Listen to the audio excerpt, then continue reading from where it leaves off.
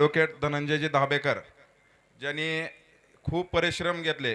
धनंजय धाबेकर असतील, संदीप मडके असतील आणि माननीय केशवजी सावंत साहेब असतील, यांनी खूप खूप म्हणजे रात्रीचं बेरात्रीचं खूप कष्ट केले. मला बोलायचं साहेब, दोनच गोष्टीसाठी बोलायचं आहे. प्रमाणे जी जबाबदारी तुम्ही दिली मला आतापर्यंत, जी जबाबदारी दिली तुम्ही मला, ती तुम्हाला आणि मलाच माहित आहे. आणि काही लोक जी फितूर चालीची लोक आहेत ती थोडे ओळखा साहेब तुम्ही. ही माझी नाही, सगळ्याचीच व्यथा आहे.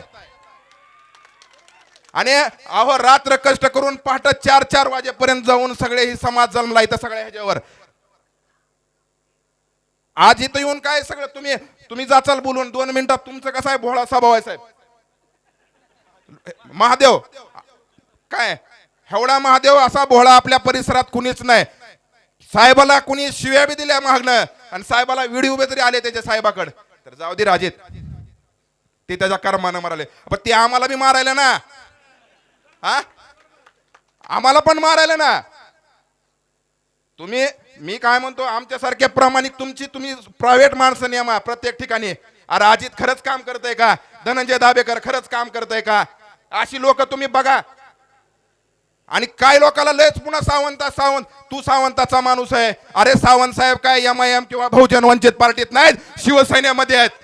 हा, आणि इतक्या दिवस तुम्हाला DPTC साहेबाची चालत होती, शिफारसी चालत होत्या, साहेबाला देव म्हणत होतात तुम्ही. आणि पुन्हा लोकांपाशी बघतो, ह्याला बघतो त्याला बघतो, ती बघायचा धंदा आमचाच आहे. फक्त साहेबांनी सांगितलंय संयमानं घे म्हणून. बोलत असताना मला जास्त काय बोलायचं नाही. माझ्यावर प्रेम करणारे आणि सावंत साहेबावर निस्वार्थ प्रेम करणारी लोक आहेत. ही सगळी जेवढी जनता आली आहे इथं, आज धाराशिव कळंब असेल, तुळजापूर असेल, एक शब्दावर एवढी लोक आपल्यासाठी इथं आले. सर्वांचे मनापासून परत एकदा आभार मानतो.